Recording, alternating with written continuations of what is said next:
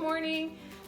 I'm Kathy Howland, 4-H Extension Agent, and I just wanted to go over some steps that I'm taking to set up our brooder box for our chicks. I don't know if you can hear them, but there's two in the incubator that hatched last night, and so I need to get busy because they're chirping and they're about ready to move in here.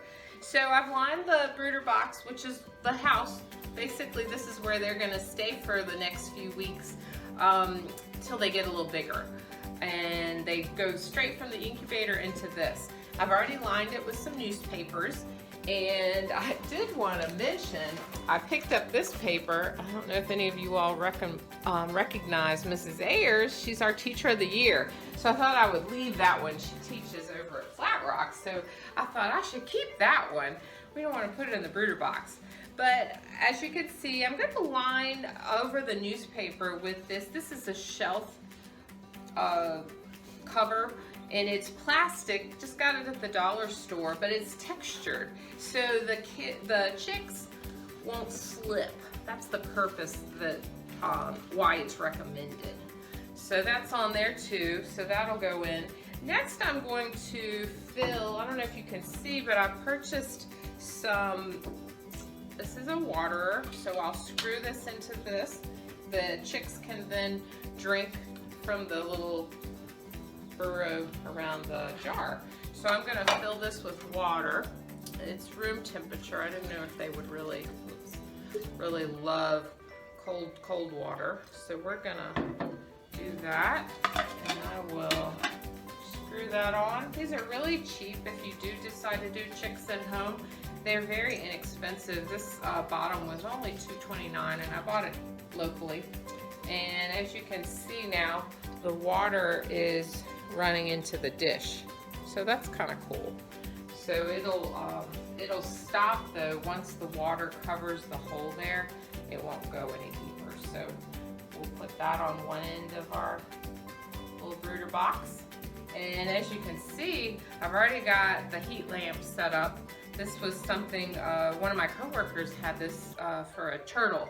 Some turtles that they were raising, and so we're gonna use this. It plugs into the wall. We'll just plug it in and turn it on, and it'll keep them nice and warm.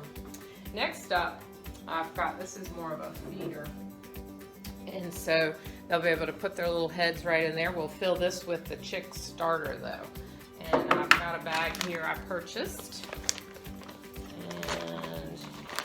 Hopefully I can do this without getting too messy.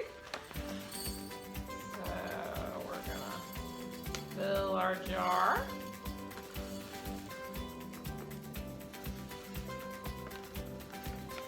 I doubt they're gonna eat tons for the next few days, but this will keep them full. So as you can see, I had some glass canning jars at home, so I thought, well, I'll save a few dollars and just use those.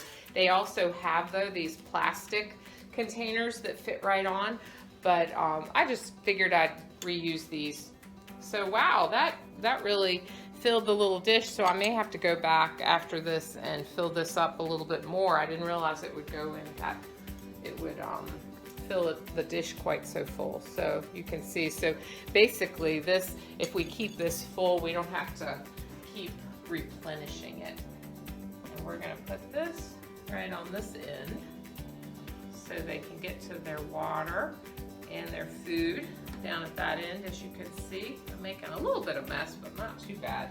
So like I said, when I need to get a cord to attach to the wall, but I'll probably just keep this on the floor anyway, so I'll plug it in over there at the plug. This will give the chicks the heat they need, and so they'll have basically their little home, food and water and heat, little shelter. So that's it for the brooder box today, and I'm glad you tuned in. Good to see everybody. Hope you're doing well.